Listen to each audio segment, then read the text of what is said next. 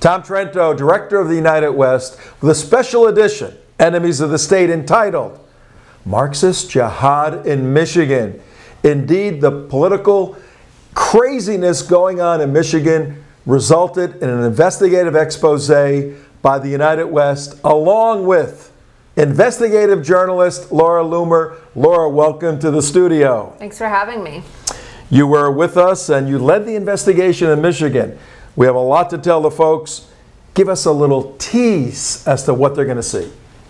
Well, you're going to find out how Marxists on the ground who are working with the Democratic Party are now working with Sharia-compliant individuals to Islamify the state of Michigan. A couple of years ago, the United West got involved with Sharia Crime Stoppers, an amazing organization doing educational work in the state of Michigan, training law enforcement on Islamic Jihad and related issues. And through our involvement with them, they made us aware of this unique campaign that's going on now for the governor of the state of Michigan by this Muslim individual who's the so-called perfect man, according to the major media outlets, Abdulrahman Mohamed El-Sayed. But as we dug a little more deeply, we saw that there was Sharia compliance personally. There was a platform committed to Karl Marx's Das Kapital. We saw involvement with individuals that had ties to terrorism. We needed a United West investigative expose. And we went to our dear friend Laura Loomer, investigative journalist, to lead the efforts. Laura, tell us what it was like when you got into Dearborn, Hamtramck, and the metro areas of Detroit. I didn't feel like I was in America anymore. Honestly, I've traveled to the Middle East. I've traveled with you to the Middle East, and I felt like when I was walking through the streets of Hamtramck, walking past the mosque, walking past the grocery store, I felt like I was in the Middle East. What happened next? I decided that I needed to confront the candidate himself. I decided to find Abdul al-Sayed, and I attended one of his campaign events in Michigan, and I confronted him. And I asked him about his own practice of Sharia law and how he reconciles the difference between his own personal Sharia and these Marxist political talking points, which completely contradict and go against what he stands for as a devout Muslim. It was fascinating video. We had a few people there taping it. Let's take a look at that right now. So I just had a question for you. I just wanted to know how you reconcile your own personal practice of Islamic law with your Marxist socialist political platform that directly contradicts tenets within Islamic law. My faith is about what I choose to do with my life, right? I think that's what faith is. It's a choice that people make about how they live their life. Don't drink, for example. Doesn't mean I want to take away your ability to choose to do that. So, for me, it's about what kind of society do you want to build in a pluralistic, beautiful country like ours. And it's not about trying to enforce one's own personal choices, because I think what's beautiful about our country is everybody gets to make their own personal choices. So I choose my own faith, and you choose yours, and or none at all, and that's a beautiful thing. Right, but under Islam, for example, and so I'm just asking you a question. It's a serious question because you're running and you're campaigning on issues of LGBTQ. We have a First Amendment, and anybody is allowed to. I've answered my question. You didn't answer the question because under Islam, for example, gays are punished by death. I don't know that gays that's true. Gays are stoned, so gays are not found on buildings in the Middle East. I don't know. Well, what people do in the Middle East has nothing to do with what But Islam you yourself is. said that you are a Sharia compliant Muslim. I didn't say that. Well, you said that your head touches the floor 34 times a day. I choose to pray. We're done. Right. And I think we're done. Well, as you can see, Abdul al-Sayed dodged my questions and ran away from me and wouldn't be forthcoming about Sharia. So I decided to take my questions to the experts themselves. I met up with Philip Haney, who is a founding member of the Department of Homeland Security, and he provided me with excellent information about Sharia and how it's being utilized in the Michigan gubernatorial race. My name is Philip Haney. I'm a founding member of the Department of Homeland Security, which was started in March of 2003. I'm a recognized subject matter expert in the global Islamic movement and the strategy and tactics of the Muslim Brotherhood operating here in the United States. I retired from Customs and Border Protection on the 31st of July 2015, and since then I've been traveling around the country talking about sovereignty, our right to choose the form of government we live under, and the Constitution, and how the Muslim Brotherhood and other Islamic groups are seeking to undermine our sovereignty and replace it with Sharia law. How is Abdul El-Sayed connected to the Muslim Brotherhood? Well, his first connection was as vice president of the Muslim Students Association at the University of Michigan. That chapter of the MSA is known as one of the oldest in America. The MSA was the first Muslim Brotherhood front group created in America in the middle 1960s, and it is the parent of now the largest Muslim Brotherhood front group in the country, Islamic Society of North America. So starting with the MSA vice presidency during his college career, he was recently endorsed by Linda Sarsour, who essentially is the face of the Islamic Society of North America, and she endorsed him at their annual national convention back in July of 2017.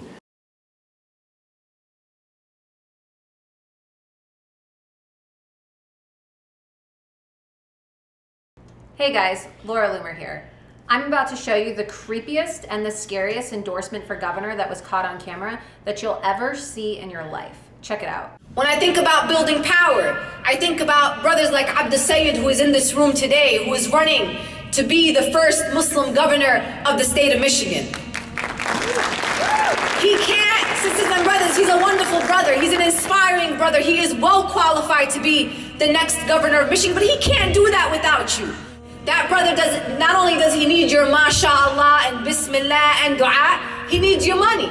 And to my favorite person in this room, because that's mutual, is Imam Siraj Wahaj, who has been a mentor, a motivator, an encourager of mine, someone who has taught me to speak truth to power and not worry about the consequences, someone who has taught me that we are on this earth to please Allah and only Allah, that we are not here to please any man or woman on this earth. So I'm grateful to you, Imam Siraj, and you might think this is weird, but every once in a while when I get into that deep, dark place, Imam Siraj comes and talks to me, and then he helps me to emerge out of those spaces. So I'm grateful to you, Imam Siraj. May Allah bless you and protect you and keep you for a long time for our community, because we need you now more than ever. As you can see, there's some pretty scary and disturbing things going on in Linda Sarsour's head. But what's even more disturbing and scarier than that is the fact that Abdul El-Sayed, who's currently running to become the first Muslim governor of Michigan, didn't distance himself from Sarsour, even after she expressed admiration and support for Siraj Wahaj, who was a co-conspirator in the 1993 attempt to blow up the World Trade Center in New York. Siraj once said, "It's my duty and our duty as Muslims to replace the United States Constitution with the Quran." But wait, there's more. What's even more disturbing than that is the fact that El-Sayed brought Linda Sarsour on to be his de facto campaign manager. Yes, you heard that correctly. His de facto campaign manager. So he's endorsed by the ISNA, major front group for the Muslim Brotherhood. He himself was vice president of another major front group for the Muslim Brotherhood, and his father-in-law is currently vice president of the Council on American Islamic Relations, another third front group for the Muslim Brotherhood. So everywhere you turn, Abdul El-Sayed is connected directly with the Muslim Brotherhood here in the United States. All right, your interview with Philip Haney is amazing. He's a very unique individual. The United West knows him for over 10 years. He primarily was stationed at the Atlanta airport, and if somebody got stopped at passport control, he would be the individual they went to. He was an expert in profiling where you came from, what Islamic clan, what terrorist organization you can belong to. And sadly, he was shut down by the Obama administration. He became an official whistleblower before Congress, and as we know, has written the book, See Something, Say Nothing. So your interview is going extremely well. Let's get back to it. Is there a precedent of the Muslim Brotherhood using the American political system to push Islam to influence American culture or Western civilization? Yes, there is. That's a great question. I call it saturation, like water coming into a sponge. And the best recent example is the one we know of called the Arab Spring, which was a social political movement initially driven by the young people in Egypt. And when it reached a certain momentum, the Muslim Brotherhood literally came in and co-opted the whole political movement and redefined it as an Islamic movement for the sake of implementing Sharia law in Egypt. And they actually did it. لكن الإمام البنا رحمة الله عليه قال لهم لا بل القرآن دستورنا بل القرآن دستورنا كان وسيبقى سيظل القرآن دستورنا القرآن دستورنا والرسول زعيمنا والجهاد سبيلنا والموت في سبيل الله أسمى أمانينا وفوق كل ذلك الله غايتنا الشريعة ثم الشريعة ثم الشريعة. But there was a popular revolt. 30 million people rose up simultaneously and pushed Morsi out of the position as the leader of Egypt and put him in prison, along with the entire leadership of the Muslim Brotherhood. In co-opting that movement, they essentially overplayed their hand, and they showed to the whole world exactly what their intention was all along. The Arab Spring never was actually a social, secular political movement. It always was about implementing Sharia law. So you just gave a global example. Are there any examples of the Muslim Brotherhood currently operating within the United States in an attempt to influence our political system? Yes, well, they are Muslim Brotherhood. Let's start with CAIR, Council on American Islamic Relations. Their office is literally a block, maybe two at the most, from the U.S. Capitol. And they actually have access to members of Congress and Senate on the Hill. And you say, well, shouldn't they have access? Well, the problem is that more than 10 years ago, or about 10 years ago, it was proven irrefutably in federal court under the Department of Justice that groups like CAIR and ISNA and the Muslim students and other Muslim Brotherhood front groups were irrefutably tied to support of Hamas. So there you have proven individuals, leaders of organizations, in federal court for more than 10 years that are literally walking up and down the halls of Congress, influencing members who are on committees either to vote for or against legislation that either favors the Muslim community and or would be detrimental in their worldview. So it's happening right in front of our eyes, and the leadership in the federal government, elected and law enforcement, have known this for more than 10 years. It's not a fact, it's not a problem that they don't know it. They do know it. That in itself is an evidence of influence, isn't it? To be able to continue operating openly when it's already been proven in federal court that they're tied to a globally designated terrorist organization. As you were going through this wonderful interview with Philip Haney, really one of the nation's top experts, subject matter experts, qualified, what were your feelings about his nature and his demeanor? Well, I was shocked, really, because it was my first time meeting Philip in Michigan, and when I first saw him, I would never have suspected that this guy had the amount of knowledge in his head that he does about Islamic terrorism, how to hunt terrorists down, how to profile terrorists, and I mean, the man's incredible.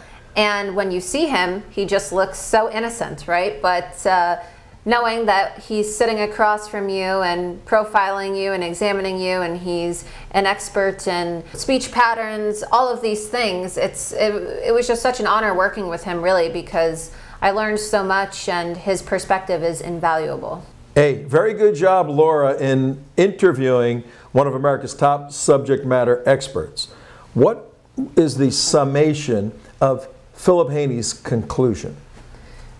Well, Mr. Haney's conclusion was very factual, it's very analytical, and ultimately what he concluded is that Abdul El-Sayed is personally Sharia compliant, and he's running to become the first Muslim governor of Michigan under a socialist Marxist political platform, right? I mean, it's outrageous. It's this combination of Marxism and Sharia to fundamentally transform Michigan as a state, which, you know, if you look at the individuals who he's working with, his imperfect team, you know, they're spread out all across the country, right? So this is an attempt to implement civilization jihad all across America. There are plenty of publicly available connections that prove that Abdul El-Sayed is, let's just say, an active member of these Muslim Brotherhood front groups. الجهاد سبيلنا والموت في سبيل الله أسمى أمانينا وفوق كل ذلك الله غايتنا الشريعة ثم الشريعة ثم الشريعة ولا خير في هذه الأمة ابشروا واطمئنوا فإن هذا الشعب لن يرضى عن مكتوب لا يعبر عن حقيقة ومعنى ومبنى الشريعة الإسلامية نصا وتطبيقا وبرنامجا لن يرضى بغير ذلك. So Laura, in addition to sitting down with Philip Haney, you were able to sit down with Richard Manasiri, the head of Sharia Crime Stoppers, the guy who knows Marxist Jihad in Michigan like no other person. Yeah, it was a fascinating interview, and it was great speaking and collaborating with Richard on the ground in Michigan, because being a native of Michigan, he's able to see how this red-green alliance between these Sharia-compliant Muslims and the Marxists on the left are starting to transform his community in the state of Michigan. Thank you so much for joining me today. Tell me a little bit about yourself. Well, my name's Dick Manasiri. I'm a proud father and grandfather, resident of Michigan, and co-founder of Sharia Crime Stoppers. Sharia Crime Stoppers is an organization that is trying to resurrect training for local law enforcement so they can do their job.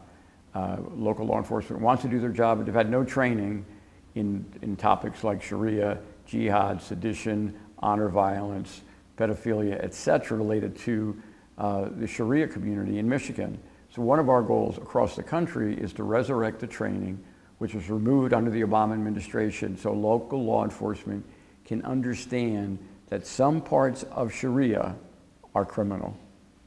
When you look at Abdul El-Sayed as a candidate, he's been positioned as a perfect man. How does a perfect man have such an imperfect team? Well, it's interesting. Abdul has been identified by some people as Obama too. If you think about it, for some people, Obama was approaching sainthood in what he was trying to do. When you peel the onion, you find that his associations were very, very troublesome. So now we go to Abdul. Abdul's education was paid for by the Soros family. Paul and Dorothy Soros Foundation paid for his education. He's been endorsed by some really questionable people like Michael Moore and the woman that won the election in New York. I believe her name is Alexandra. Hey friends, Abdul here. I'm with my good friend and mentor, Alexandria. Hi guys, how are you? So excited to be here in Michigan. We are connecting the dots between the Bronx and Flint and Queens and Detroit because all of our issues are the same issues. And what would you tell our friends on Facebook Live about what we need to do in the next 10 days? All right, here's what it is, folks. The primary election is August 7th in Michigan, which means that we need to leave it all on the field between now and then. These are people that are talking about a new wing, a far left wing to the Democratic Party. Abdul is on record saying he's left of left. He is probably left of Bernie Sanders, and he is getting support, and I think people should take him very seriously because he has a young millennial support like Bernie did, and he's even left of them. So he is part of the message, even on national television, about people of color redefining the Democratic Party. Well, you know, hopefully you have principles, you have things we can identify with, not just the color of your skin. Unfortunately, if you belong to a certain group, either a gay group or you know, a black group or you are identified as somehow, you adopt all of their values and you put that together, when in fact, we need to understand its principles. So the team that he's assembled that support him includes the Muslim Brotherhood, his father-in-law, Dawood Walid, CAIR. So we've got a mixture of some pretty bad characters, but only if you care about things like personal safety. If you care more about diversity, he is perfect.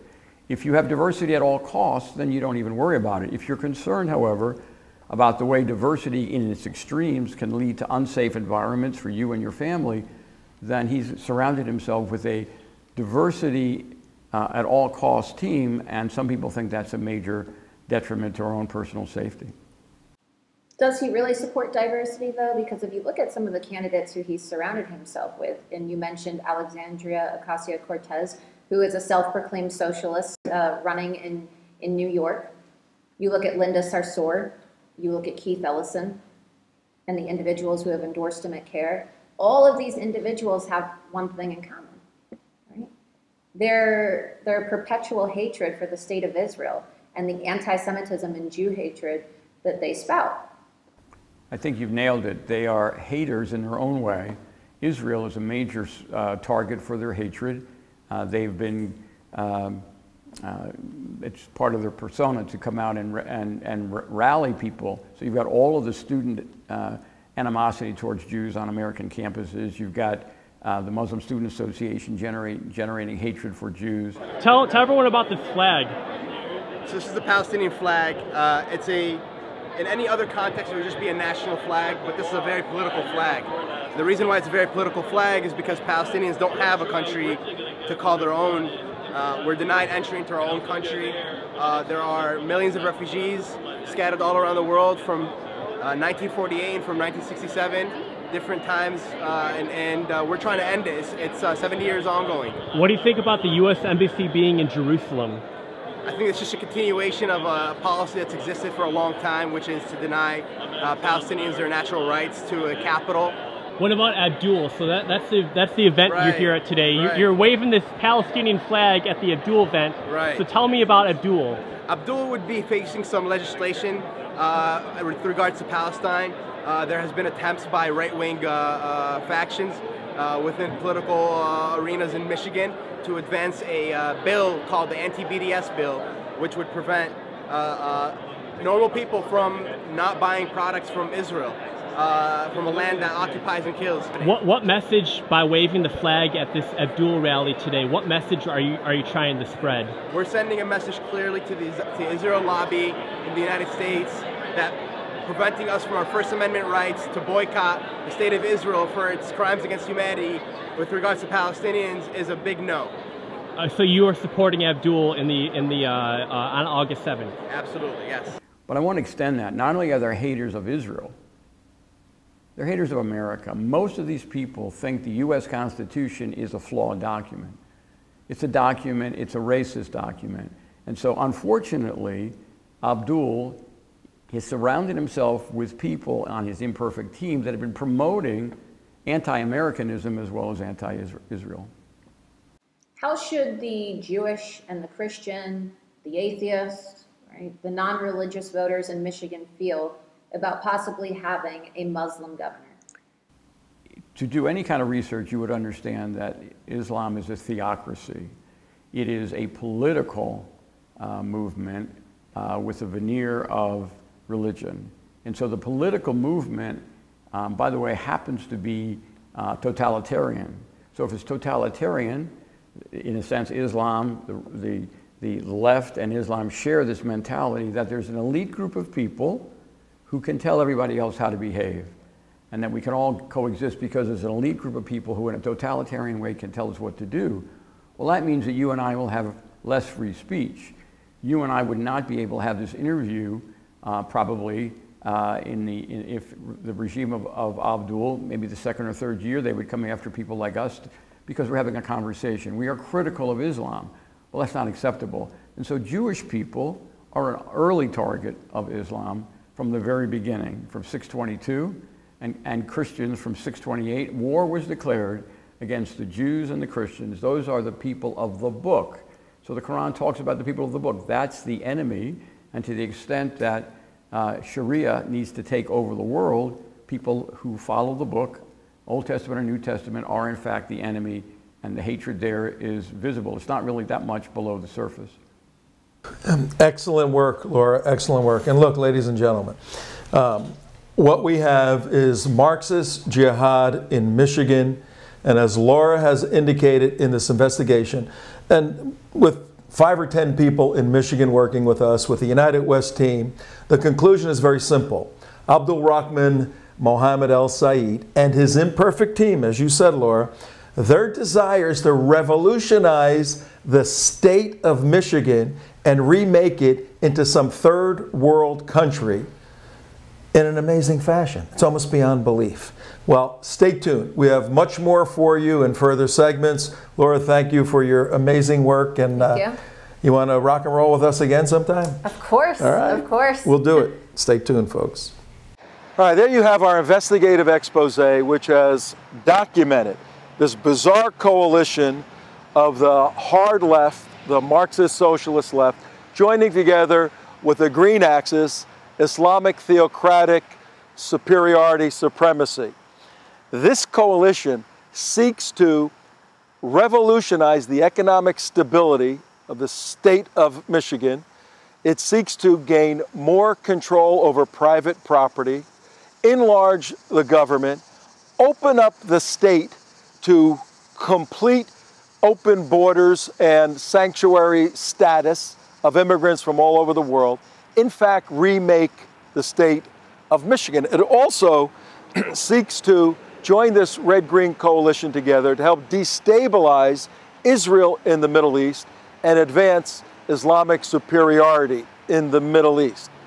All of this has to come under consideration by the good voters in Michigan. Do you want your 101-year-old state, founded on Judeo-Christian principles, to continue along in a capitalistic Judeo-Christian direction? Or do you want to hand over your beautiful state, the Wolverine state, to those hell-bent on destroying it, remaking it in such a way that no one who loved Michigan would ever want to live there again? The vote is all yours in August 2018.